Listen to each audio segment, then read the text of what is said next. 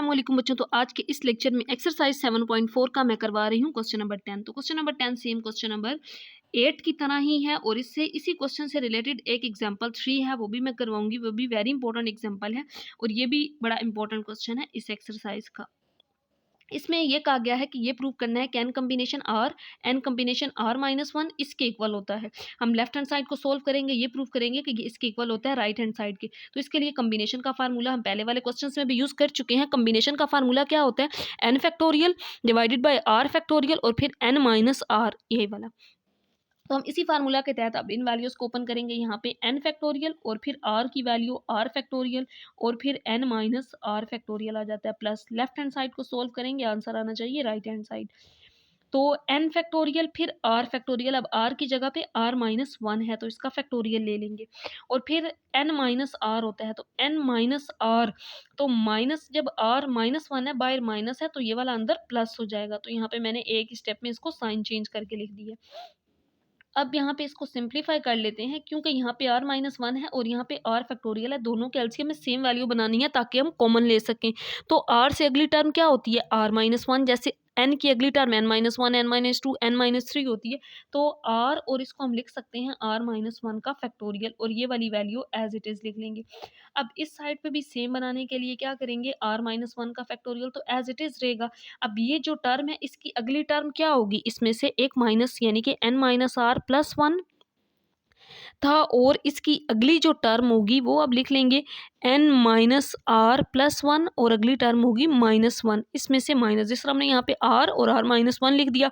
अब ये n minus R plus one था और इसकी अगली टर्म क्या होगी? इसमें से एक माइनस कर देंगे तो ये प्लस माइनस जीरो, यहाँ पे सिर्फ n माइनस आर फैक्टोरियल रह जाएगा। तो अब देखते हैं कि कॉमन क्या है। ऊपर वाली टर्म्स में तो n फैक्टोरियल कॉमन आ गया, नीचे देखें तो r माइनस वन का फैक्टोरियल दोनों में है।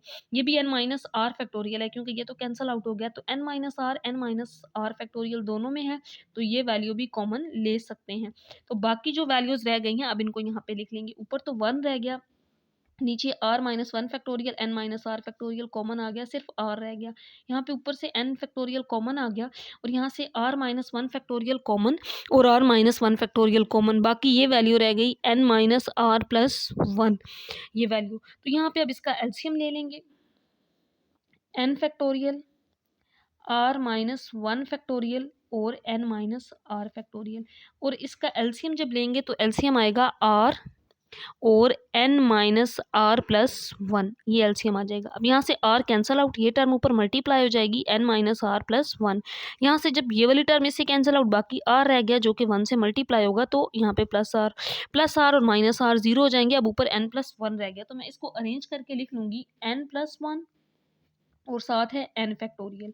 इसको मैंने अरेंज कर लिया। अब इसी तरह बाकी टर्म्स को जब अरेंज करेंगे, ये r है और ये r माइनस वन का फैक्टोरियल है। अब ये टर्म है n minus R plus one और इससे अगली जो टर्म है ये है n माइनस आर का फैक्टोरियल। तो ये क्या बन जाएगा? n प्लस वन और इसकी अगली टर्म क्या होगी? प्लस वन में से एक माइनस कर देंगे तो plus one minus one zero, बाकी अगली n फैक्टोरियल ही होगी ना। तो इट मीन्स ये n प्लस वन का फैक्टोरियल है। r और r माइनस वन ये r का फैक्टोरियल है।